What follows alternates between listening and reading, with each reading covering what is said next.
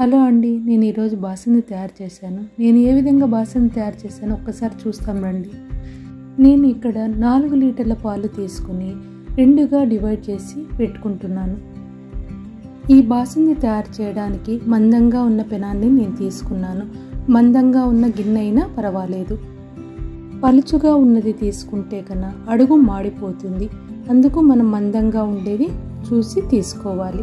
మనము మీడియం ఫ్లేమ్లో ఉంచి మాడిపోకుండా మధ్యలో కలుపుకుంటూ చూసుకుంటూ ఉండాలి.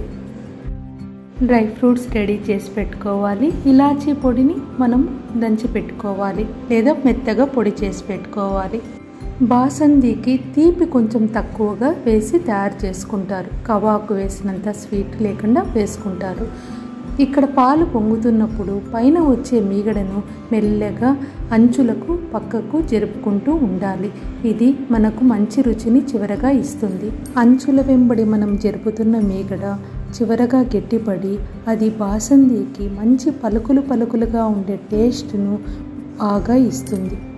లేదంటే ఇంకొక పద్ధతిలో అయినా మనం తయారు చేసుకోవచ్చు. పైన వచ్చిన మీగడను కొద్దిగా గట్టిగా ఉన్న మీగడను విడిగా కప్పులో తీసి పెట్టుకోవచ్చు. చివరగా పాలు బాగా చిక్కబడిపోయిన తర్వాత మనం ఈ మీగడను కలుపుకోవచ్చు. అప్పుడు త్వరగా అయిపోతుంది మనకు బాసంది.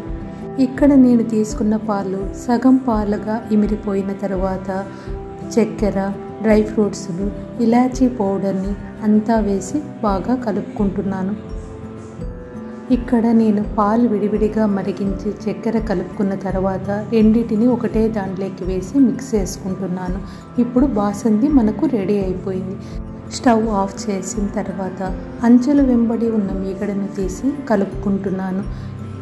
ఇంకా కొంచెం టేస్ట్ అద్భుతంగా రావడానికి ఒక చిన్న టిప్పు నాకు ఇంతకుముందు వంట వాళ్ళు చెప్పారు. ఏమంటే 1 స్పూన్ కొబ్బరి తురుమును దీనిలో కలుపుకోవడం వల్ల మనము బాసంది తీసుకునేటప్పుడు ఒక డిఫరెంట్ రుచి మనకు ఇస్తుంది.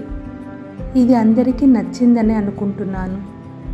టేస్ట్ అయితే ఎంతో మధురంగా అద్భుతంగా వచ్చిందండి.